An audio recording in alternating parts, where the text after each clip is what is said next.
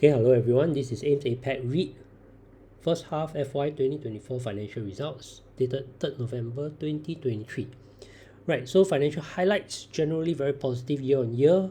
Revenue is up 4.4%, net property income up 5.1%, distributable income to unit holders up 7.1%, DPU is down 1.1%, and this is due to the enlarged share base as we will discuss later.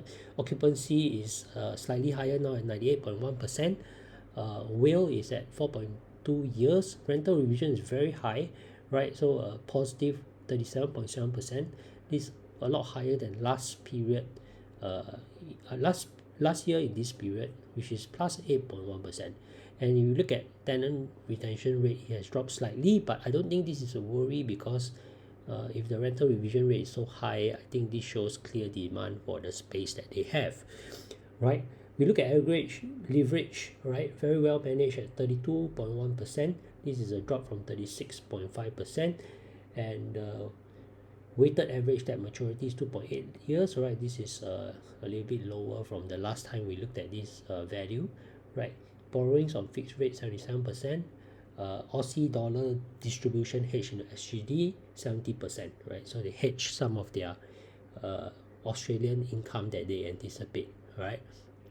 So now we look at some of the reasons for these values that we have discussed, right? Why is gross revenue up? Because of higher rental and recovery from logistic warehouse and industrial properties, and partially offset by lower revenue from the Australian properties due to weakening of the Australian dollar, right? So FX is an issue, right? When you convert Aussie dollar back to Singapore dollar, there's a drop in Singapore dollars that you get because Singapore dollars has strengthened, right? NPI has improved to 74%, marginally above the last time this year, right?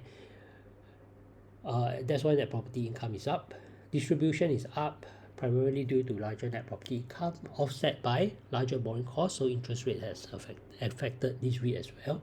Okay, however, the reason why DPU has dropped anyway is because of an enlarged shareholders base, right? So you can see there's a 12.8% increase in the number of units in this REIT, right?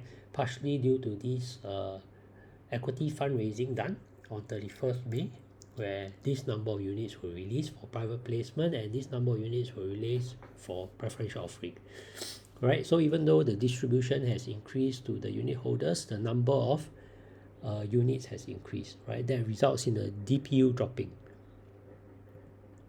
right? So anyway, for DPU, we look at it at 2.34%, assuming that we move forward flat, right?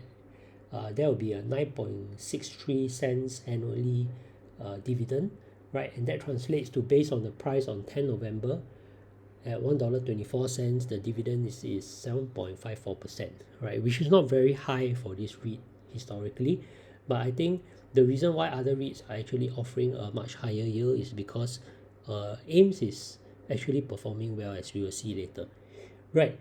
So we look at balance sheet. Clearly, the impressive thing is they managed to drop their leverage percentage, right? And blended debt funding cost has gone up, right? As per other REITs to 4%, right? Average debt maturity has gone down to 2.8 years. Interest coverage ratio is quite strong at 3.6 times, even though it has dropped from the last round of 4.6 times, right? And a percentage of debt fixed as a percentage of total debt, right? So the fixed rate debt as percentage of total debt is 77%, right? So this is the fundraising that we were talking about earlier that caused the share base to increase and the gearing to drop, right? So they actually did fundraising for this REIT, and the money that they collected was actually for asset enhancement initiatives for two of the REITs assets in Singapore, and also to some of the money is kept for two more AEIs, as well as potential acquisitions, as well as to par down its existing debt to keep the REIT's aggregate leverage within desired range. And I think this is a very prudent thing to do. I like REITs that use the money well to either buy properties that increase DPU or in this kind of times try to manage their debt, because debt is becoming a big part of their cost, right? So I think this is a good move by the REITs management. Right, so I won't say too much about this except that FY 2024 there's no more refinancing, which is great, right? The next refinancing is in FY 2025, and the big chunk of refinancing is in FY 2027, which hopefully interest rates have come down by then, right? I'm not going to talk too much about interest rates being fixed at 77%, and forex risk, the distributable income hedged at 70%, right? Because I think we've discussed this earlier, right? This is the space of where their properties are, right? So it's 73.8% in Singapore, all right? Obviously, as a Singaporean investor, I like the fact that their properties are in Singapore, so the income is in Singapore dollars, and there's no FX risk to that, right? And yeah, so this is the spread of their multi-tenanted leases and their single user leases.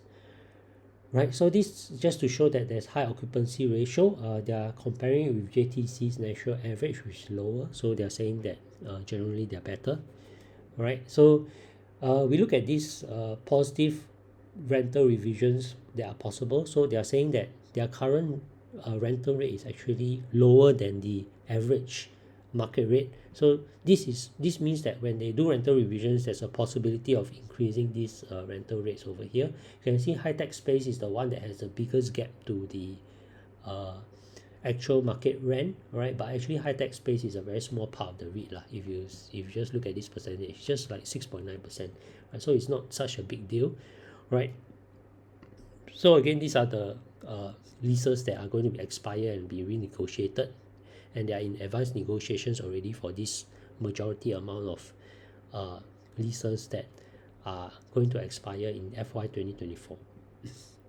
Right, so the basic outlook of this REIT is that in Singapore they are quite positive about rental revision, right? They expect that demand continues to outpace supply, which is great, right? That means rental revisions are likely to be upwards, right? Australia, they are quite I would say they are not as optimistic as Singapore, right? They say growth is likely to remain restrained due to persistent cost of living pressures and increasing interest rates, right? So this will affect domestic demand, right? So it may be that these two properties will support growth, right? And yeah, it also may be that the business park will benefit from the development of this area into a major business precinct, and there's an airport slated for completion in 2026.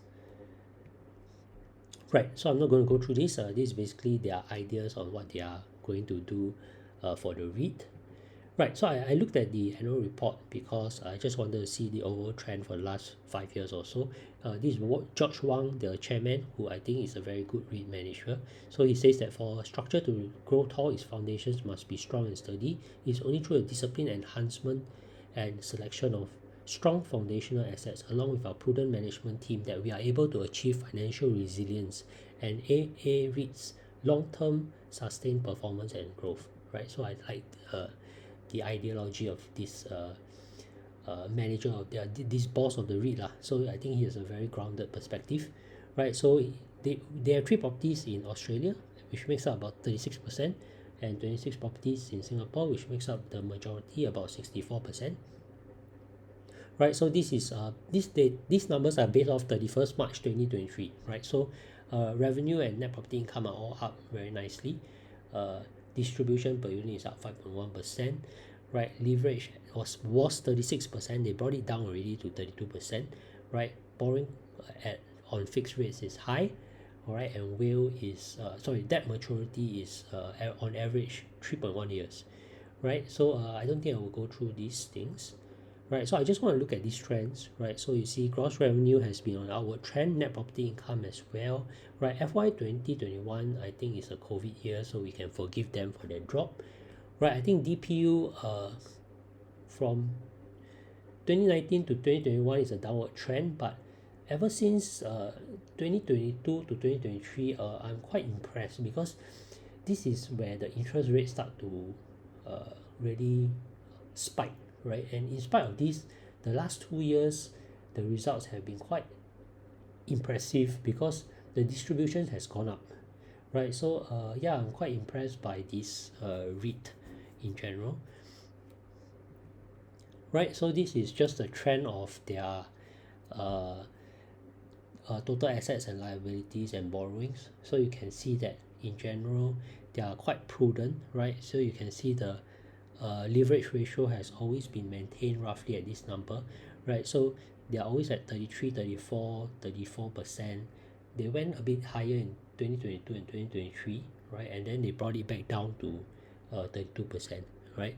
So interest coverage ratio more or less around 4, dropping to 3.8, but this in line with the rest of the REITs, right? Average cost of debt they actually brought it down to 2.7 in FY 2022, right? Then it's gone back up to 3.4, and I think currently it's something like 4. Right, so that's all. Thank you for your time in listening to me for this presentation.